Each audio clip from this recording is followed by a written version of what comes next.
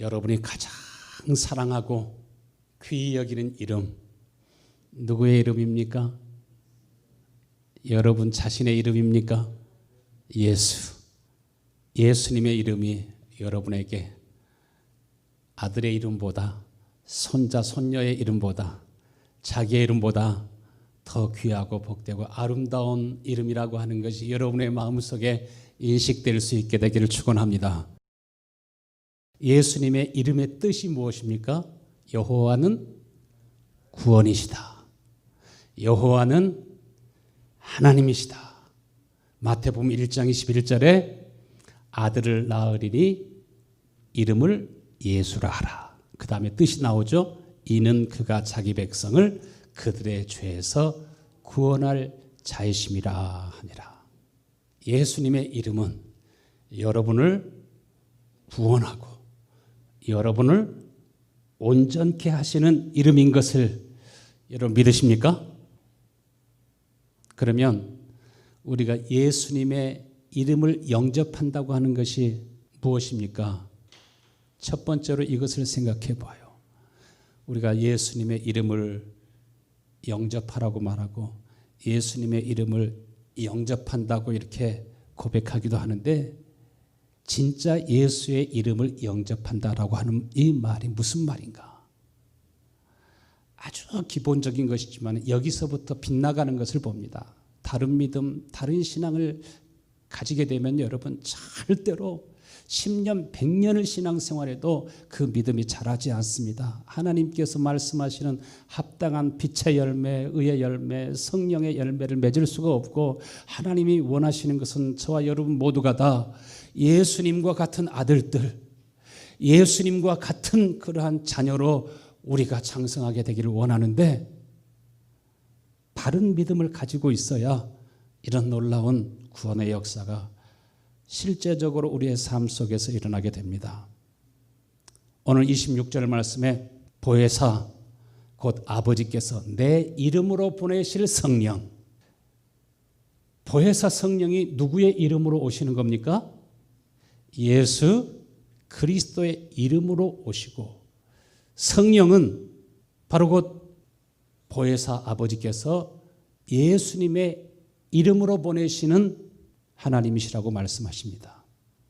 그렇기 때문에 실제적으로 예수님의 그 이름을 영접한다고 하는 것은, 예, 내가 예수님을 믿겠습니다, 예수님을 영접하겠습니다, 예수님 내 안에 들어와 주세요, 그것으로 끝나는 것이 아니라 보혜사 성령이 우리 가운데 오시는 것이 바로 예수의 이름을 영접하는 겁니다. 실제로 예수 그리스도의 영이신 성령이 내 안에 계시고 내 곁에 계시고 나와 함께 하시고, 실제적으로 정말 성령이 우리 가운데 오셨으면 여러분을 위로하시고 보호하시고 여러분 속에서 말씀하시고, 하나님이 얼마나 여러분을 사랑하시는지, 예수님이 어떤 사랑으로 나를 사랑하고 사랑하시는지, 그 사랑을, 그 아름다움과 영광을 보게 하여 주시고, 주님의 그 깊은 감추어진 마음을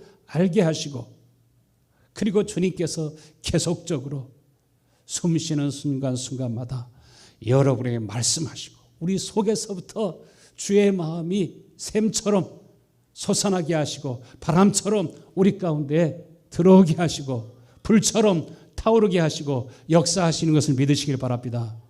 그렇기 때문에 진짜 예수 그리스도의 이름이 있는 사람은, 예수 그리스도의 이름이 그 속에 확실한 사람은 반드시 나타나는 표적이 있도록 되어 있습니다. 두 번째로, 예수의 이름을 믿는다고 하는 것이 무엇입니까? 예수님을 믿는다고 하지만은 바른 믿음을 가지고 있지 않은 사람들이 너무나 많이 있습니다. 예수님의 이름을 믿는다고 하는 것이 무슨 말이고 무슨 뜻인가 확신하려고 하면은, 왜 예수님이 이 세상에 오셨는가?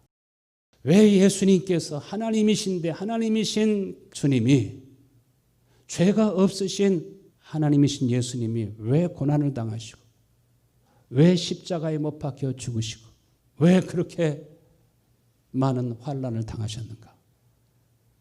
여러분, 우리가 얼마나 부족한 것이 많습니까?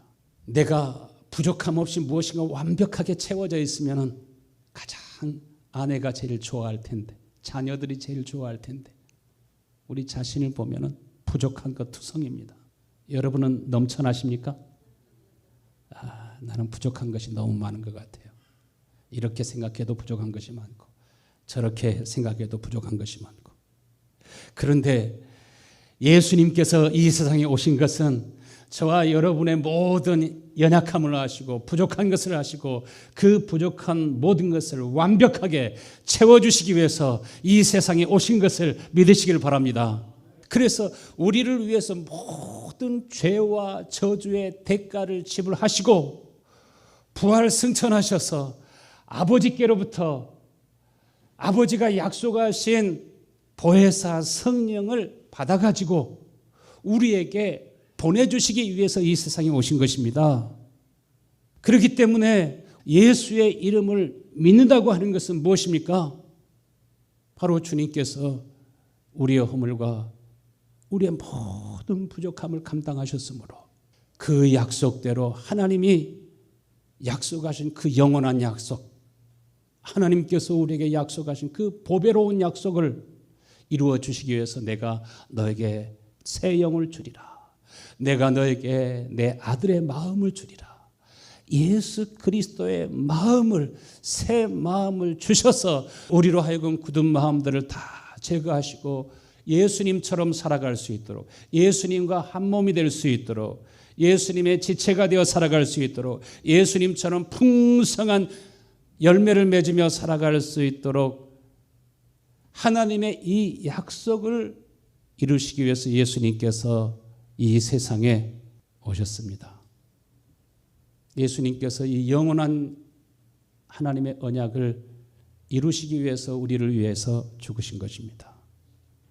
그러므로 정말 예수님의 이름을 믿는 사람은, 예수의 이름을 믿는 사람은 예수님을 믿는다라고 하는 것으로 끝나면 안 되고 자기 안에 더 중요한 것은 그 속에 하나님이 약속하신 그 언약이 이루어지고 있는가, 이루어지지 않고 있는가 확인해야 돼요? 확인하지 않아야 돼요? 백화점에 가가지고서 돈을 지불했으면은 물건을 가져와야 돼요? 안 가져와야 돼요? 가져와야 돼요. 제가 지난주에 양복을 한 벌 샀어요. 89불 주고 얼마나 양복이 좋은지 보니까 몇백 불짜리인데 89불에 사가지고서 왔는데, 샀으면 물건을 가져와야 되는 거 아니겠습니까? 여러분, 예수님께서는 우리의 모든 죄와 모든 허물과 모든 인생의 부족함을 친히 감당하시기 위해서, 우리에게 하나님의 모든 풍성한 것으로 충만하게 하시기 위해서 고난을 당하시고 죽으신 줄로 믿습니다. 그러므로 예수님의 이름을 믿는 사람은 그 약속이 더더욱 중요한 것은 그냥 믿겠다고만 말하는 것이 아니라 내 마음 속에, 내 심령에, 내 영혼 속에, 내 삶 속에 정말 그 하나님의 보배로운 은혜와 복이 있는지 살펴야 되고, 이것이 없으면 왜 하나님 약속해놓고 왜 내 마음 속에 그 마음이 없습니까? 왜 그 영이 없습니까? 따져야 됩니까? 안 따져야 됩니까? 하나님의 말씀을 가지고 진짜 따져봐야 됩니다.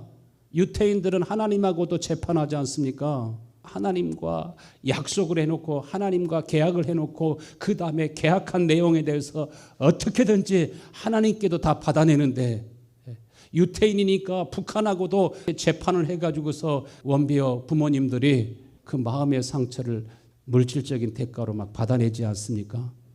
여러분, 예수 믿는 것이 겨우 이런 것이라고 생각하지 말고 하나님의 말씀을 확실하게 보고 확실하게 깨닫고 하나님이 약속하신 것은 다 받아내실 수 있는 우리 성도들 다 되실 수 있게 되기를 축원합니다.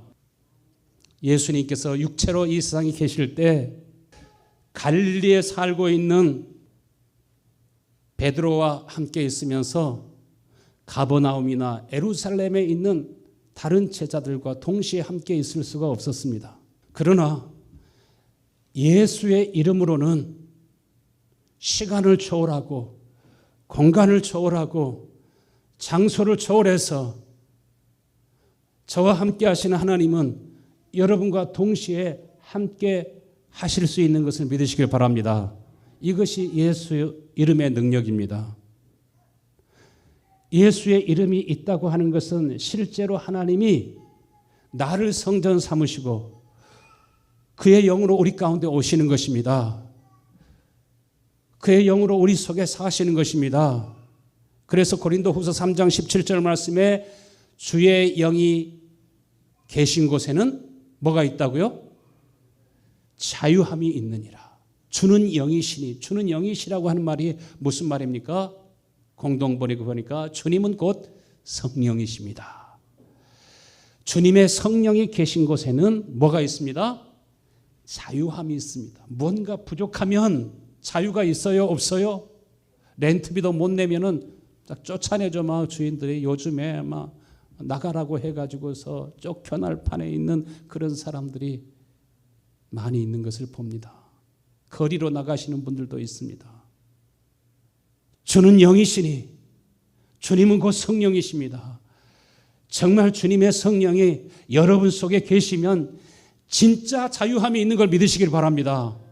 무엇이 돈이 좀 있고 없고가 아니라 이러한 바이러스나 감염병이 있든지 없든지 왼편에서 1000명이 쓰러지고 오른편에서 10,000명이 쓰러져도 하나님께서 우리에게는 무엇을 주신다고 하셨어요? 은혜를 주시고 자유를 주시고 평안을 주시고 소망을 주시고 능력을 주시고 할렐루야, 우리의 모든 환경을 정복할 수 있도록 다스릴 수 있도록 예수님께서 풍랑을 만난 제자들에게 오셔서 내니 두려워하지 말아라, 바람과 풍랑아 잠잠할지어다 하니까 즉시로 잠잠하고 고요해지게 되지 않습니까? 그것이 예수의 이름인 걸 믿으시길 바랍니다. 그래서 정말 그 은혜와 평강이, 그 확신과 담대함이 자기 속에 없으면 기회가 지나가기 전에 지금 기도하라고 할 때 더 열심히 기도하고 구하고 찾고 전심으로 하나님 앞에 갈망하면서 하나님 앞에 나아가실 수 있게 되기를 간절히 축원합니다. 예수님께서도 밤이 맞도록 기도하시지 않습니까? 어떤 경우는 예수님께서도 땀방울이 흐르는 핏방울이 되도록 하나님 앞에 기도하며 간구하면서 너희 그 모든 고난과 환난을 이기고 승리할 수 있도록 아버지께서 은혜를 주시니까 예수님께서 제자들에게도 평안을 주시고 근심이 다 사라지게 하시고 제자들이 시험에 들지라도 예수님께서 그들을 위해서 기도했다고 말씀하시고 그들에게 위안과 소망을 주시지 않습니까? 우리 이중에 권사님 한 분이 이번 주에 얼마나 말씀을 재미있게 하시는지 웃다가 울다가 그냥 그렇게 참 입담이 너무 좋으시다 이렇게 생각했는데 저도 말씀을 전할 때 웃게도 하고 울리기도 하고 30분 안에 모든 전할 말씀을 그냥 귀에 쏙쏙 들어가도록 잘 가르칠 수 있었으면 참 좋겠어요. 그런데 제가 어떻게 하다 보니까 40여 년 동안 이렇게 18살, 19살 때부터 복음을 전하다 보니까 제가 깨달은 것이 있어요.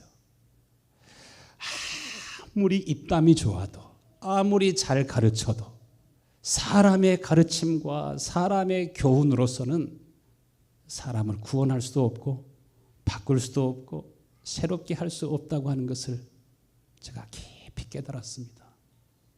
제가 이 시간에도 하나님의 말씀을 전하고 있지만 그러나 더 간절히 원하는 것은 주여 말씀을 전할 때 주의 영이 우리 성도들에게 임하게 하여 주셔서 정말 그 생명의 능력이 무엇인지 하나님이 말씀하시던 것이 무엇인지 주의 이름으로 알게 하시고 주의 이름으로 깨닫게 하여 주옵소서.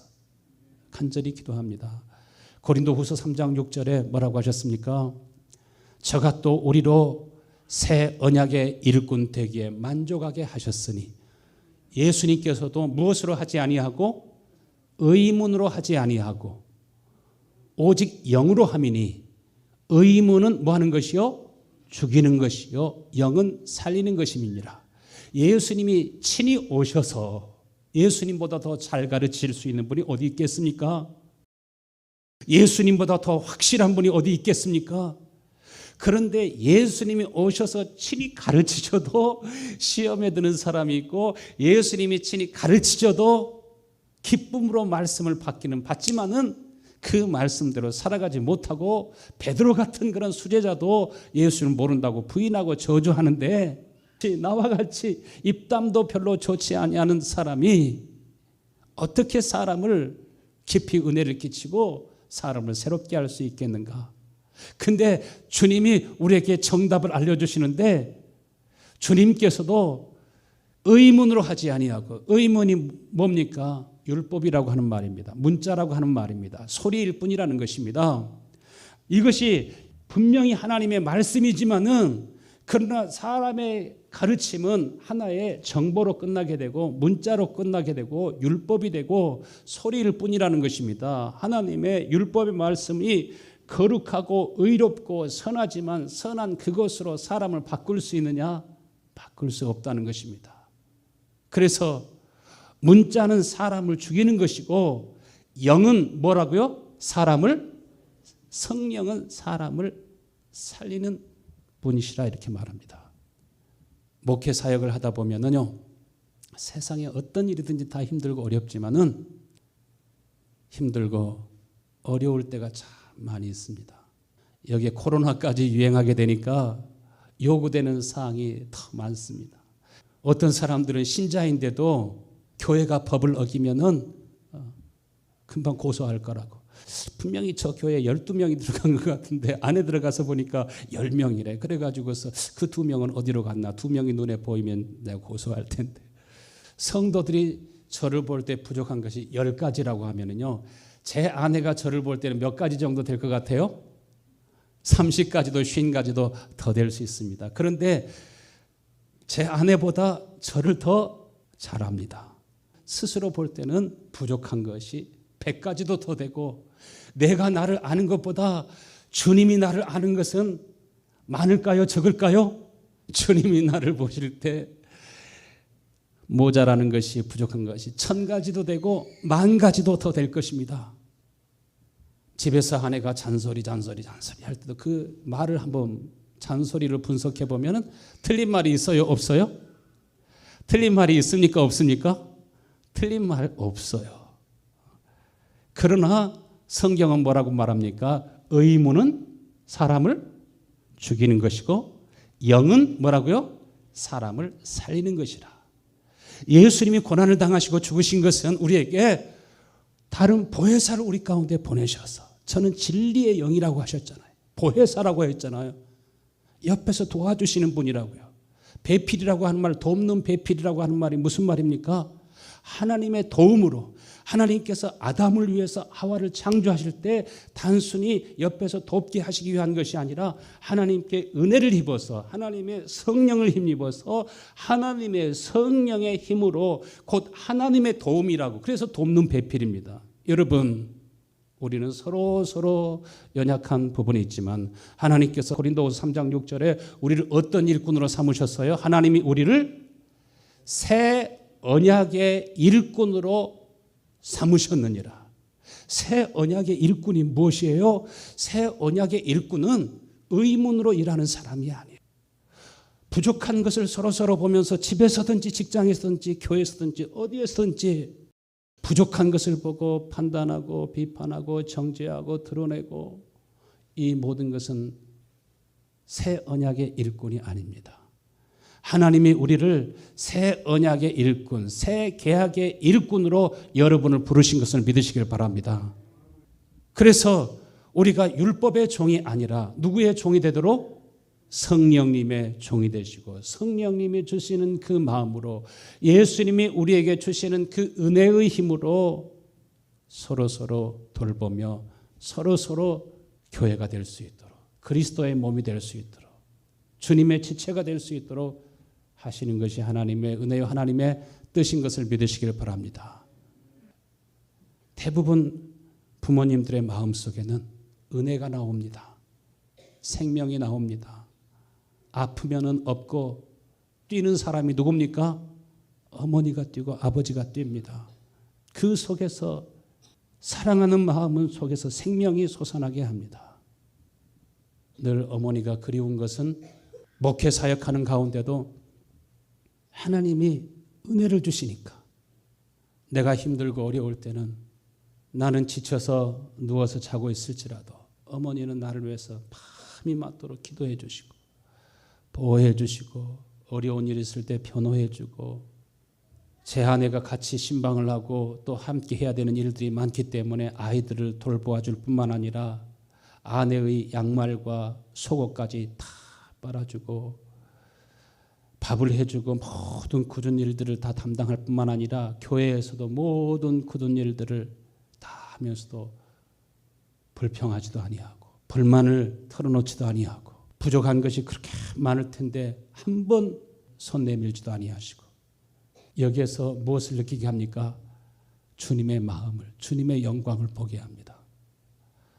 고린도전서 3장 9절 말씀에 정죄의 직분도 영광이 있은즉 의의 직분은 영광이 더욱 넘치리라. 율법은 무엇이라고 했어요? 의무는 무엇이라고 했어요? 사람을 정죄하는 직분이라고 했어요. 그래서 우리로 하여금 죄를 깨닫게 하고, 그러나 하나님께서는 정죄하는 것이 목적 아니라 비판하는 것이 목적이 아니라 하나님이 친히 육신의 몸을 입고 오셔서 우리의 모든 허물과 연약함을 담당하시고 우리로 하여금 그 사랑을 알게 하시고 그 사랑을 보게 하셔서 정말 우리가 주님을 간절히 원하고 원할 때 그냥 우리가 원하든지 원치 않든지 성령을 팍 부어주셔가지고 은혜를 팍 부어주셔가지고 사람을 지배하는 것이 아니라 우리가 주님을 알고 주님을 환영하고 주님을 영접하고 주님을 간절히 갈망할 때 주님은 친히 우리 가운데 오셔서 우리의 하나 되시고 우리에게 생명이 되시는 줄로 믿습니다. 그래서 정죄의 직분은 우리 안에 선한 것이 없음을, 허물과 죄악 투성인 것을 서로 보게 하시고, 그리고 난 다음에 우리는 서로 여러분, 주는 영이시니 주님이 계신 곳에는 자유함이 있나이다. 여러분 가정에 가셔서 서로 부족한 것이 보여도 여러분 속에는 자유함이 있게 되기를 간절히 축원합니다. 자유함이 있다고 하는 것은 무슨 말입니까? 주님이 친히 내 속에 오셔서, 그러니까 이 사람의 아내가 되게 하셨지. 저렇게 부족한 것이 있으니까 내가 이 아이의 할아버지가 되게 하셨지. 그래서 하나님이 주시는 은혜를 공급하는 것입니다. 그래서 하나님의 성전을 가리켜서 무엇을 두시는 곳이라고 그랬어요? 열왕기상 8장 29절에 보면은 주께서 전에 말씀하시기를 내 이름이 거기 있으리라 하신 곳, 예루살렘 성전은 누구의 이름을 두시기 위해서 건축하게 하셨어요? 여호와의 이름을 두시기 위해서. 그래서 하나님의 백성들이 이 성전을 향하여 눈을 들고 기도할 때 하나님은 그곳에 항상 함께 하셔서 성도들의 기도와 간구를 들으시고 응답해 주시는 줄로 믿습니다. 유태인들이 1년 중에 가장 슬퍼하는 날이 있어요. 고통스럽게 여기는 날이 있어요. 가장 슬픈 날이 어떤 날일까요? 티샤 베아브. 유대력으로 아부월 5월이지만 지금 우리의 달력으로 하면은 지금쯤 됩니다. 7, 8월 9일 날, 그때가 이스라엘 백성들이 가장 슬퍼하는 날인데, 그 슬퍼하는 날이 어떤 날이냐면은 티샤 베아브는 1차, 2차 하나님의 성전이 무너진 날, 하나님의 성전이 무너졌을 때 이스라엘 백성들은 너무나 슬퍼하고 애통했습니다. 여러분, 중국의 그 홍수로 인해서 집들이 떠내려가고 빌딩들이 막 물속에 잠기고 할 때 우는 것을 제가 보았습니다. 집이 무너져도 정말 안타깝고 자신의 부동산들이, 자신의 토지가 물에 쓸려 탁 내려가고 자갈밭이 될 때 얼마나 슬픈 일입니까? 자기 자녀들이 둥둥 떠내려가는 모습을 본다고 하면 얼마나 기가 막힌 일입니까? 그런데 그거보다 더 기가 막힌 날은 하나님의 성전, 이 하나님의 성전은 영원할 줄 알았는데 언제나 그 성전이 예루살렘에 서 있어서 그야말로 예루살렘은 평화의 도성이 될 것으로 알았는데 예루살렘 성전이 무너졌을 때 1차도 2차도 비슷한 날에 무너졌습니다. 그렇기 때문에 이 티샤 베아브, 이 성전이 무너진 날에 신발을 신고 하나님의 성전에 오지 못하고 맨발로 성전에 와가지고 하루 종일 금식하면서 애통하고 슬퍼합니다. 그리고 다시 그 예루살렘 성전을 지어줄 수 있는 메시아가 오시면 하나님의 성전이 다시 건축될 것이라고 하는 희망을 가지고 제3차 예루살렘 성전을 건축하기 위해서 모든 재료를 다 준비해 놓고 그 성전에서 쓸 수 있는 악기들까지 제사장 훈련까지 전부 다 해놓고 메시아가 오기만을 평화의 도성에 그 하나님의 성전이 지어지고 평화의 왕 되신 주님께서 다스려 주시기를 간절히 기도하면서 기다리고 있지 않습니까?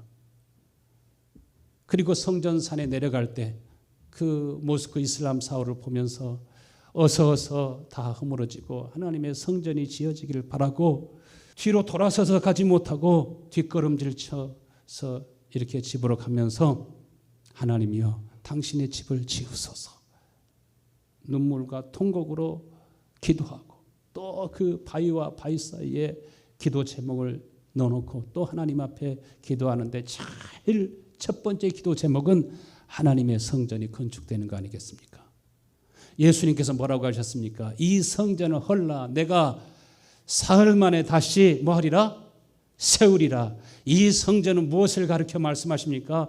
예수님이 이 땅에 계시는 동안에 하나님의 성전으로 사신 것처럼 여러분 속에 허물어진 하나님의 성전을 지키를 원하시는 것이 예수님의 뜻이요 이를 위해서 예수님이 고난을 받으시고 죽으신 것을 믿으시길 바랍니다. 그렇기 때문에 정말 내가 하나님의 성전이 되어서 하나님의 거룩하신 성령이 이곳에 계시는지 내 마음속에 내 심령 안에 계시는지 계시지 않는지 계시지 않으면 여러분 슬퍼해야 돼요. 애통해야 돼요. 유대인들보다 더 간절한 갈망과 기도를 가지고 소원을 가지고 하나님 앞에 기도할 수 있게 되기를 축원합니다. 수요일에도 그 금요일에도 불을 지어 기도하게 하시고 1시간씩 기도하고 가라고 첫 번째 주시는 말씀이 1시간 기도하고 가라고 주님께서 주의 영으로 내게 말씀하셔서 그대로 지금 하고 있는데 약속을 확신하고 구하고 찾고 두드리실 수 있게 되길 축원합니다. 혹시 집에 계시면 집에서라도 자리를 떠나지 마시고 1시간 동안 간절히 사모하면서 주여 하나님의 성전이 본전이 회복될 수 있게 하여 주셔서 내 속에서 주의 은혜가 내 속에서 주의 사랑이 내 속에서 주의 권능이 강물처럼 흘러나올 수 있도록 은총을 하여 주옵소서. 이것을 기도하실 수 있게 되길 바랍니다. 고린도전서 2장 10절에 오직 하나님의 성령으로 이것을 우리에게 보이셨으니 성령은 뭐라고요? 하나님의 깊은 것이라도 통달하시느니라. 성령은 아들의 영이십니다. 예수님은 하나님의 깊은 것이라도 다 아시는 것처럼 사람의 제한된 지식과 정보와 이 입담을 가지고서는요 사람을 온전히 할 수가 없어요. 채워줄 수 없어요. 저도 못 채워지지만 다른 데 가도 마찬가지예요. 여러분 하나님의 말씀은 단순한 정보와 지식이 아니라 물과 같이 생명인 걸 믿으시길 바랍니다. 바람과 같고 공기와 같고 저 산에 올라가 가지고서 이렇게 숨을 쉴 때 속이 시원하지 않습니까 여러분? 배가 고플 때 한 그릇 밥을 먹고 나면 얼마나 배가 부릅니까? 그것도 힘이 있어서 생명을 주는데 진짜 하나님이 여러분 속에 오시면 여러분 성령은 예수님을 알게 하신 것을 믿으시길 바랍니다. 변화되는 겁니다. 사람 다 새로워지는 것입니다. 주님이 친히 오셔서 우리의 연약함을 아시고 우리를 진리 가운데로 인도하시는 줄로 믿습니다. 하나님의 성전 언약궤 안에 지성소에 있는 언약궤 안에 무엇이 들어있었어요? 가장 중요한 건 무엇이 있습니까? 만나도 있고 아론의 쌍난 지팡이도 있지만 거기에 10계명이 있었습니다. 10계명의 뜻이 무엇입니까? 첫 번째로 주 너희 하나님을 사랑하라 한 말입니다. 마음을 다하고 목숨을 다하고 힘을 다하고 뜻을 다해서 주 너희 하나님을 사랑하라. 둘째도 그와 같으니 뭐하라? 내 이웃을 내 몸과 같이 사랑하라. 그러나 계명과 진리가 율법과 복음과 서로 다른 것이 무엇입니까? 계명은 돌판에 새겨져 있지만은 의무는 책 속에 기록되어 있는 것이지만은 진리라고 하는 것은 복음이라고 하는 것은 내 안에 생명으로 있는 것인 것을 믿으시길 바랍니다. 내 마음에서 솟아나는 것입니다. 솟아나야 합니다. 그래서 오늘 요한복음 14장 23절에 뭐라고 하셨습니까? 예수님의 이름이 있는 사람은 예수님의 이름으로 오시는 보혜사 성령이 우리 가운데 거하시면 어떻게 해요? 같이 읽어요. 예수께서 대답하여 이르시되 사람이 나를 사랑하면 내 말을 지키리니. 할렐루야. 성령이 주의 영광을 보여주시니까, 아버지의 마음을 보여주시니까 우리 마음 속에는 누구를 사랑해요? 주님을 사랑하게 되니까 주님이 무슨 말씀을 하시든지 내가 따르고 순종할 뿐만 아니라 나에게 계속 주님이 말씀하셔요. 할렐루야. 하나님은 살아계신 하나님이시기 때문에 여러분 모든 것을 아실 뿐만 아니라 오늘도 말씀하신 하나님이신 것을 믿으시길 바랍니다. 돌판에 말씀이 새겨져 있는 사람은 마음이 안 나와요. 그래서 가정생활 속에서도 비판은 잘해요. 정죄는 잘해요. 판단은 잘해요. 그러다 보면 서로 다툼이 생기죠. 갈등이 생기죠. 거기에는 구원의 역사가 없습니다. 24절 말씀에 나를 사랑하지 아니하는 자는 누구의 말을 지키지 않는다고요?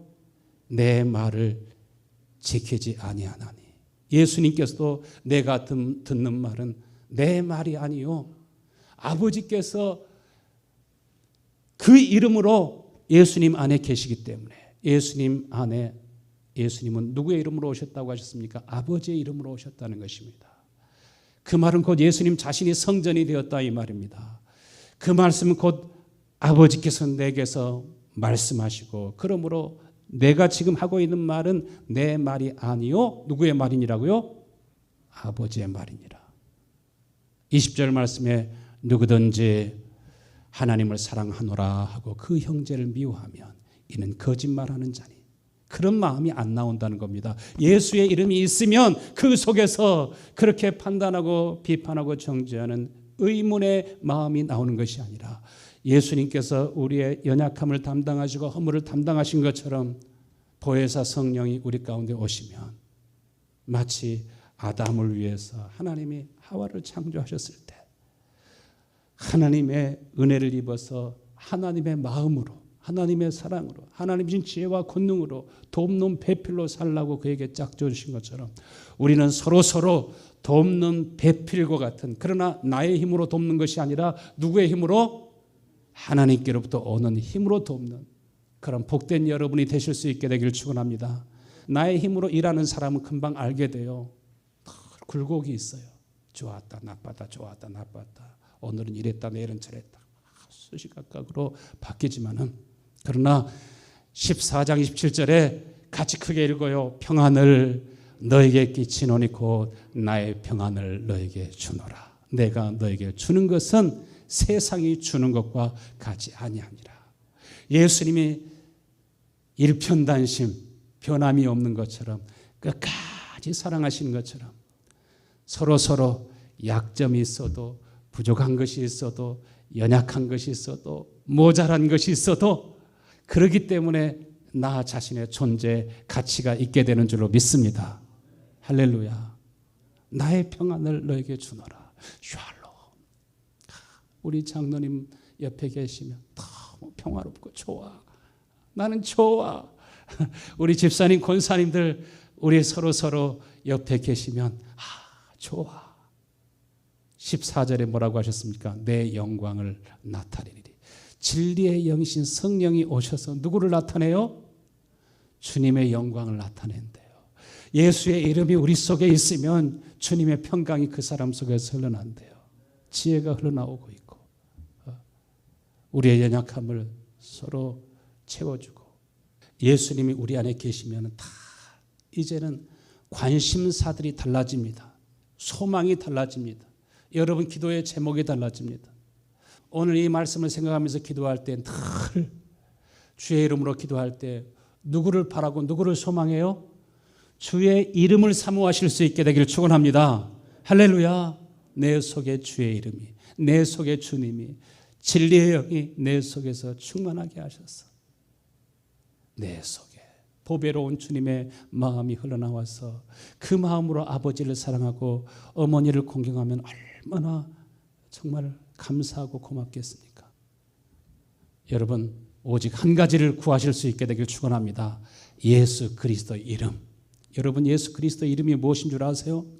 사도행전 9장 34절부터 35절 말씀 보면은 베드로가 지금 병들어 죽은 애니야를 바라보고 있습니다. 그러면서 애니야야, 애니야야, 예수 그리스도께서 너를 낫게 하시니 일어나 내 자리를 정돈하라.